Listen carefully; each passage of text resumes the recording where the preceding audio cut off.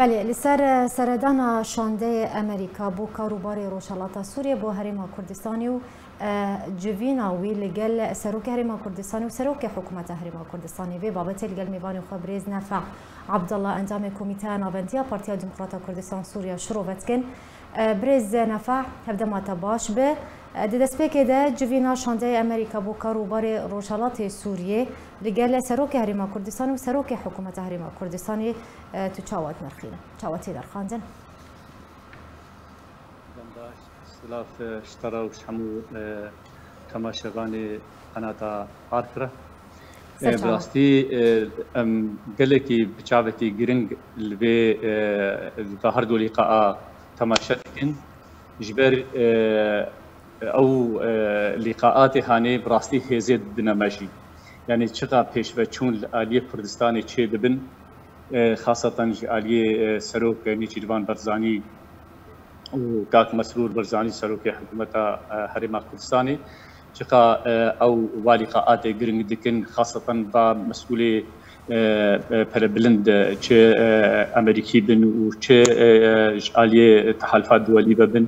يما امجي وك بارتي ديمقراطي كردستان سوريا جوهرها انجمنان اجتماعي كردي ولاينجري انجمنان اجتماعي كردي البيدري امجي فيزا خوشيه دستين براسي جبال او لقاءات هاني هربونا روشا كردي سوري تد هاتي گفتگو کرن چج آلیه سیاسی و به چج آلیه آبوری و به چج آلیه جواکی و به چج آلیه امنی و به اولهی همو آلیا با گفتگو تکرن سر روشا کردی سوری جبرولو ام دی چاوی های گرینگ دو لقاءات بیسن و ام بهوین او لقاءات هانی يبكها بنواري عملي ده يعني قصدا من شيء قصدا من او اجتهادنا گفتگو کرن ناوانی ده د براکتیک ده سر عردیجی سر زمینیجی باش تد بجه هون تماشای وان جوین و هفدیتنان بگرنگی هون تماشا دکن یعنی هون لید دنارنش برکو باندورا خویا ارینی ل روجاوای کردستان جید که باش یعنی او گرنگی چیه به چرنگی باندوری لسر پیشاتین روجاوای کردستان دکه بریز یعنی امکارم بشوایی کیدن بجن اگر هیا ده انجام وان جوینان ده وجارة كدن أجر من سردان وصندرين كردي بسكنن باندوري لسردان وصندرين كردي بك وجارة كدن دس بكن احتمال بيك هاي بشتبان جبينا از شوا بكدي ما بس جي أذا وقتا لقاءات لويدي تشيد بين بنا سروك نيتشيروان برزاني دا و سفير أمريكي نيكولاس جرينجار وهروها كاك مسرور برزاني وسفير أمريكي ده أبناء تيوي واتيجو روشة كردي سوري تي بحث كرن وخاصة أو حوار كردي سر سكنن وأهميتك عندنا موضوعي حوار الكردي جبر أو حواره هني باراستنا ما في قلي كردا بسوريا بيشاروجي ده هر او حوار بسر كبير وان بگن داره کفتنه که بهبره او دبی سدم وصبه امکارن و کرد و شاندک هفبش همو آلیه کردی بچه آلی ربی امدان استاندنی بکن به هزام هبی قوتا مهبی هگر الجدر و بجنیف دبی و هگر به اپوزیسیون ربی و کیجه آلیه هریمی و حساباتش به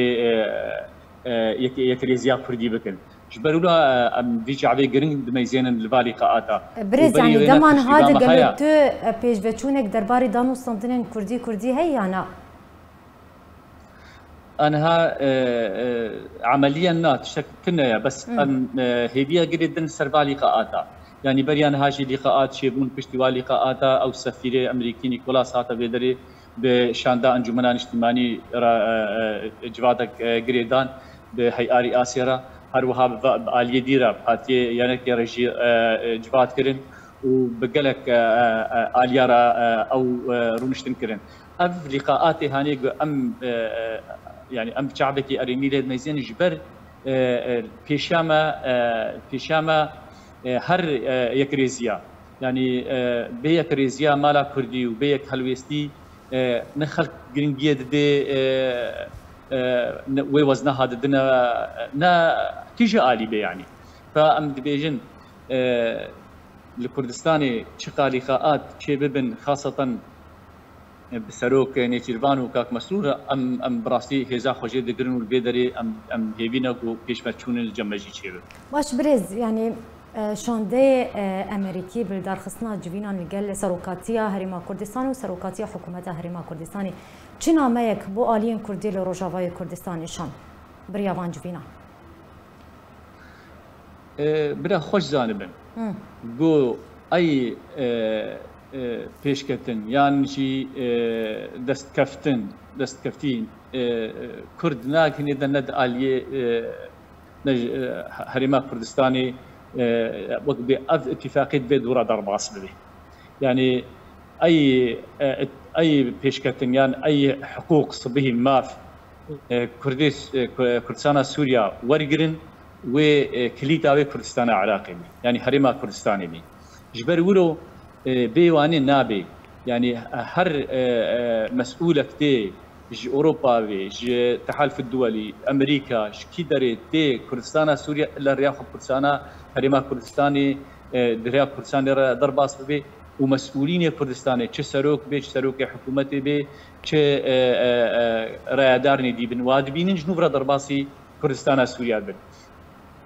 بروناز ادبيجم اي دستكفتي كردستان سوري صبحي اعترافك بي ودريا هريما كردستان بله زور سپاسش بو میوانی مبرز نافع عبدالله انجام کمیته ناوندیا پارتیا دموکرات کردستان سوریا ایروت میوانی مبول سرویم جاری گلکی سپاسیاتت کرد